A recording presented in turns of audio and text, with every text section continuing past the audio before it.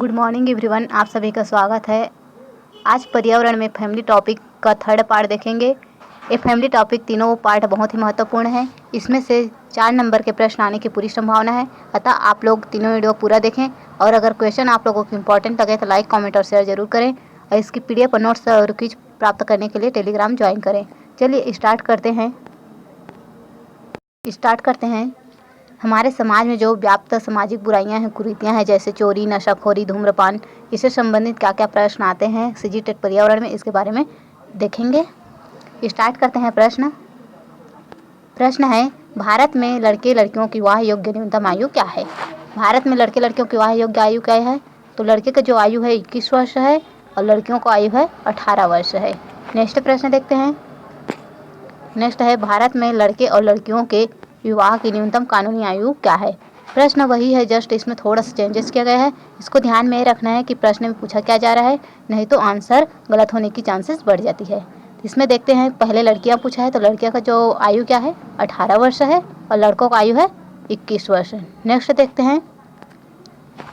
Next इससे कुछ संबंधित टॉपिक्स है जो बहुत ही महत्वपूर्ण है। टॉपिक है शारदा एक्ट। शारदा एक्ट क्या होता है? इसमें यह जो शारदा एक्ट है बाल विवाह के नाम से जाना जाता है, जो अधिनियम वगैरह बना है 1929 में। यह एक्ट बना 1929 में बना और लागू कब हुआ? 1 अप्रैल 1930 में लागू हुआ, जिसमें पुरुष का जो विवाह योग्य आयु है 18 वर्ष था और महिलाओं की विवाह योग्य आयु था 14 वर्ष। जो संशोधन हुआ 1978 में, तब जो पुरुष है उसका 18 वर्ष को बढ़ाकर 21 वर्ष कर दिया गया और महिलाओं को बढ़ा करके 14 वर्ष से बढ़ा करके 18 वर्ष कर दिया गया। अब देखते हैं शारदा एक्ट। जो शारदा एक्ट पहले 1929 में बना था, उसको अभी अधिनियम संशोधन करके बाल विवाह अधिनियम के नाम से जाना जाता है, जो 2006 में बना। यह अधिनियम कब बना? 2006 में बना और लागू कब हुआ? 1 नवंबर 2007 को लागू हुआ। नेक्स्ट देखते हैं। नेक्स्ट इससे संबंधित कुछ महत्वपूर्ण प्रश्न है, निम्नलिखित में से कौन सा कथन सही है? एकल परिवार में दहेज प्रथा सामान्य बात है। एकल परिवार में बाल श्रम सामान्य बात है। दहेज प्रथा, बाल श्रम सामाजिक बुराइयां हैं। दहेज प्रथा, बाल श्रम शहरों में सामान्य बात है। अर्थात एकल परिवार हो या संयुक्त परिवार, शहर हो या ग्रामीण, जो दहेज प्रथा है और बाल श्रम है, ये दोनों सामाजिक बुराइयां के अंतर्गत आता है, अतः इसका थर्ड ऑप्शन सही है। नेक्स्ट देखते हैं। नेक्स्ट प्रश्न है, निम्नलिखित में से सामाजिक बुराइयां नहीं हैं। इनमें से कौन सा सामाजिक बुराइयां नहीं हैं? तो बाल विवाह यह सामाजिक बुराइयां हैं, बहु विवाह यह भी सामाजिक बुराइयां हैं, लेकिन जो विधवा विवाह यह सामाजिक बुराइयां के अंतर्गत नहीं आता। नेक्स्ट देखते हैं।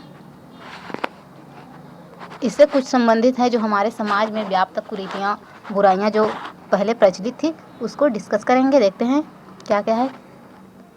बाल विवाह क्या होता है? पहले 14 वर्ष से कम उम्र के बच्चों की शादी कर दिया जाता था, जिसको बाल विवाह के नाम से जाना जाता है, जो पहले बहुत ही प्रचलित थी। दहेज प्रथा, वधू पक्ष की ओर से वर पक्ष को शादी में उपहार के रूप में भेंट दिया जाता था, जिसको दहेज प्रथा के नाम से जाना जाता है। बाल श्रम, 14 वर्ष से कम उम्र के बच्चों को कारखाना, होटलों में काम करवाया जाता था, इसको बाल श्रम कहा जाता है। पर्दा प्रथा क्या है? पर्दा प्रथा पहले स्त्रियों की जो दशा थी वह बहुत दयनीय थी, जिसमें उसको अशिक्षा के कारण उसको घर में ही रखा जाता था, उसको आगे पढ़ने के लिए दिया नहीं जाता था, उसको शिक्षित नहीं किया गया था और उस पर घूंघट डालकर रखा जाता था, इसलिए इसको पर्दा प्रथा कहा जाता है। नेक्स्ट है बहुविवाह। एक पुरुष एक बार शादी करने के बाद वह और भी शादी कर सकता है। एक पत्नी के होते हुए भी वह अनेक पत्नियों को लाकर रख सकते थे, इसको बहुविवाह कहा जाता है। त्याग प्रथा। नेक्स्ट है दास प्रथा। दास प्रथा पहले राजा रानी की राज थी, तो उन लोगों ने, राजा रानी ने दास दासी रखा करते थे, उसे दास प्रथा कहते हैं। नेक्स्ट है कन्यावधू। पहले लड़कियों की स्थिति दयनीय थी, इसलिए जो लड़की हो रहा है करके पता चलता था तो भ्रूण हत्या किया जाता था, जिसको कन्यावध के रूप में जाना जाता है। नेक्स्ट देखते हैं, इससे संबंधित कुछ महत्वपूर्ण है प्रश्न है, राष्ट्रीय बाल श्रम उन्मूलन प्राधिकरण की स्थापना कब की गई? बाल श्रम उन्मूलन प्राधिकरण की स्थापना कब की गई? राष्ट्रीय बाल श्रम, तो यह 16 सितंबर 1994 को की गई। नेक्स्ट प्रश्न देखते हैं।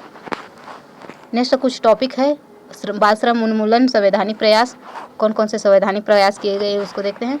अनुच्छेद 21 के का इसमें क्या है, 6 से 14 वर्ष के जो बच्चे हैं उसको निःशुल्क शिक्षा देना अनिवार्य कर दिया गया, उसको अधिकार प्राप्त किया गया।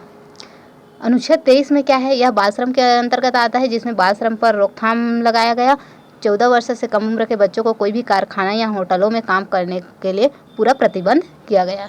नेक्स्ट है अनुच्छेद 24। अनुच्छेद 24 भी 14 बाल वर्ष के अंतर्गत आता है, बाल श्रम के अंतर्गत, जिसमें 14 वर्ष के उम्र के बच्चों को जोखिम भरे कार्यों में न लगाया जाए, उसे कोई भी कारखाना या कोई भी होटलों में कार्य न करवाया जाए, उसको उसकी योग्यता के अनुसार या उसके कार्य क्षमता के अनुसार ही उसको कार्य दिया जाए। नेक्स्ट है अनुच्छेद 39 ज, यह भी राज्य नीति निर्देशक तत्व का दायित्व करता है कि बच्चों को उसका विकास और उसका भरण पोषण का सुनिश्चित करे तथा बच्चों के क्षमता के अनुसार ही उसको कार्य दिया जाए। नेक्स्ट देखते हैं। नेक्स्ट है अनुच्छेद 45, यह भी नीति निर्देशक तत्व है। 14 वर्ष के बच्चों के लिए अनिवार्य, जो 6 से 14 वर्ष के कम उम्र के बच्चे हैं उनको निःशुल्क शिक्षा दिया जाए और उसको आधारभूत शिक्षा प्रदान करे और उसका समुचित विकास करे। नेक्स्ट देखते हैं कुछ गैर संवैधानिक अधिनियम। गैर संवैधानिक अधिनियम है कारखाना अधिनियम। यह कब बना हुआ था? कारखाना अधिनियम 1948 में बना था और इसका जो एज है यह 15 वर्ष है। और उसमें जो बाल श्रम है उसमें 14 वर्ष था और एक कारखाना अधिनियम है तो यह 15 वर्ष है। और खान अधिनियम है इसमें 1952 में बना और इसमें जो योग्य आयु वर्ष है यह 18 वर्ष है। नेक्स्ट देखते हैं विश्व बाल श्रम निषेध दिवस। यह विश्व बाल श्रम निषेध दिवस कब मनाया जाता है? 12 जून को मनाया जाता है। नेक्स्ट है राष्ट्रीय बाल अधिकार संरक्षण दिवस कब मनाया जाता है? तो यह मार्च 2007 में मनाया जाता है। नेक्स्ट देखते हैं। नेक्स्ट है बाल श्रम निषेध अधिनियम, यह संशोधन 1986 में करके 2016 में संशोधन किया गया। जो बाल श्रम अधिनियम 1986 में बना था उसको संशोधन करके 2016 में संशोधन किया गया। नेक्स्ट देखते हैं इससे संबंधित कुछ महत्वपूर्ण प्रश्न है। प्रश्न है भारत में बाल श्रम को प्रतिबंधित करने के लिए बाल श्रम निषेध अधिनियम किस वर्ष में पारित किया गया? तो कब किया गया इसको पारित? तो 1986 में इसको पारित किया गया। 1986 बहुत ही महत्वपूर्ण प्रश्न है। नेक्स्ट देखते हैं। नेक्स्ट प्रश्न है तंबाकू की आदत किससे होती है? तंबाकू क्या होती है? तंबाकू के सेवन करने से क्या क्या हानियां हो सकता है? तो तंबाकू में क्या पाया जाता है? इसमें निकोटीन की मात्रा पाई जाती है। और निकोटीन की मात्रा कितनी पाई जाती है? तो 60% निकोटीन की मात्रा पाई जाती है। इसमें निकोटीन जो होता है उसमें एल्काइड की मात्रा भी पाई जाती है, जिससे उसमें नशीला पदार्थ होता है जो हमारे हृदय के लिए घातक होता है। इससे हृदयघात बीमारियां भी होता है, कैंसर जन्य बीमारियां होता है। नेक्स्ट इसलिए इसका निकोटीन इसमें पाया जाता है तंबाकू में। निकोटीन के कारण ही तंबाकू की लत लग जाती है, तंबाकू की आदत होती है। नेक्स्ट प्रश्न देखते हैं। नेक्स्ट प्रश्न है भारत में बाल विवाह निषेध निरोध अधिनियम किस वर्ष पारित किया गया था? तो यह कब पारित किया गया था? तो यह 2006 में पारित किया गया था बाल विवाह निरोध अधिनियम। नेक्स्ट देखते हैं। नेक्स्ट प्रश्न है। नेक्स्ट कुछ महत्वपूर्ण टॉपिक्स है जो नशाखोरी से संबंधित। तंबाकू क्या होती है? तंबाकू की आदत किससे पड़ती है? तो तंबाकू की आदत निकोटीन के कारण पड़ती है, क्योंकि निकोटीन धतूरा कुल का पादप है जिसका वैज्ञानिक नाम है निकोटियाना टोबैकम और इसके पत्तियों से ही तंबाकू बनाया जाता है, जिसके सेवन से हमारे जो शरीर है वो हड्डियों का ढांचा बन जाता है। इसमें 108% का निकोटीन पाया जाता है, जिसमें एल्काइड की मात्रा भी पाया जाता है। इससे तंबाकू, सिगरेट, चिलम, सिगार के रूप में भी प्रयोग किया जाता है, जिससे हृदय घात बीमारियां उत्पन्न होने लगती है। और जो गर्भवती महिलाएं होती है इसके सेवन करने से उसके जो भ्रूण होता है उसका विकास की गति होता है वो धीमी पड़ जाता है। नेक्स्ट देखते हैं कोकीन। कोकीन क्या होता है? कोकीन एक उद्दीपक नशीला पदार्थ है। कोकीन जो है उद्दीपक नशीला पदार्थ है। विश्व तंबाकू निषेध दिवस 31 मई को मनाया जाता है। विश्व तंबाकू निषेध दिवस कब मनाया जाता है? यह 31 मई को मनाया जाता है। नेक्स्ट देखते हैं कोटपा 2003। ये कोटपा क्या है? सिगरेट से संबंधित है। जो सिगरेट में होता है कार्बन मोनोऑक्साइड पाया जाता है CO2, जिसमें लाल रक्त RBC की कणिका जो है नष्ट कर देती है उसको, और वह ऑक्सीजन परिवहन की मात्रा को कम कर देती है। यह अधिनियम कब पारित किया गया था? 2003 को। नेक्स्ट देखते हैं, इससे संबंधित कुछ महत्वपूर्ण है प्रश्न। मानव शरीर के हड्डियों का ढांचा मात्र रह जाता है, इसका कारण है। तो अभी हमने बताया है कि तंबाकू के सेवन से जो हमारा शरीर है, मानव शरीर, वह हड्डियों का ढांचा बन जाता है। उसमें निकोटीन की मात्रा पाया जाता है जो हमारे हृदय घात को बहुत ही नुकसान पहुंचाता है। इसलिए लंबे समय तक तंबाकू के सेवन करते रहने से, तंबाकू ग्रहण करते रहने से हमारे शरीर जो है हड्डियों का ढांचा मात्र बन के रह जाता है। नेक्स्ट प्रश्न देखते हैं। नेक्स्ट है कुछ टॉपिक है महत्वपूर्ण। तंबाकू के उपयोग से होने वाली हानियाँ। तंबाकू के सेवन से हमें क्या क्या हानियाँ हो सकते हैं? सिर्फ तंबाकू से ही नहीं, जो नशीला पदार्थ है उसके सेवन से क्या क्या हमको दुष्प्रभाव देखने को मिलता है, इसके बारे में थोड़ा सा डिस्कस करेंगे। तंबाकू क्या होता है? यह धतूरा कुल का पादप से के पत्तियों से बनता है, तो आप सभी जानते हैं।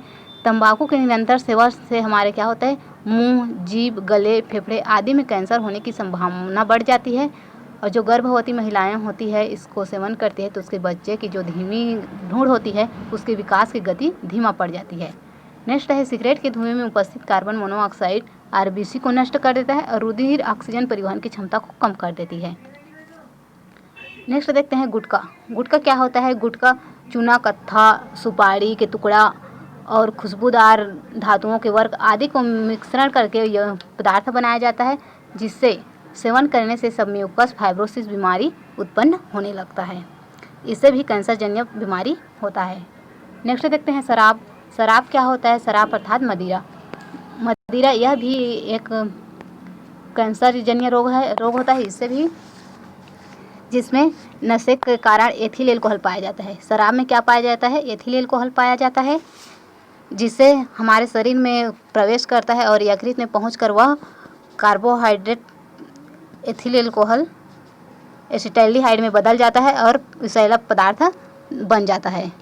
जब इसका सेवन किया जाता है शराब का, तब यह हमारे शरीर में पहुंच जाता है, यकृत में पहुंच जाता है और वहां पर एसिटाल्डिहाइड में बदल जाता है, जो विषैला होकर विषाक्त बन जाता है और हमारे हृदय के लिए, यकृत के लिए बहुत ही हानिकारक होता है, जो वसी यकृत रोग लीवर सिरोसिस कहलाता है। यह हमारे जो नियंत्रण क्षमता होता है, जो रोग प्रतिरोधक क्षमता होता है, उसको कम कर देता है।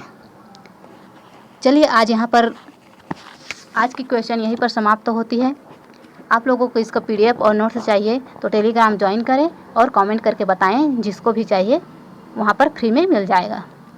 धन्यवाद आप सभी को। अगर क्विज अच्छा लगा, वीडियो अच्छा लगा तो लाइक और कमेंट ज़रूर करें नेक्स्ट वीडियो के लिए। Thank you.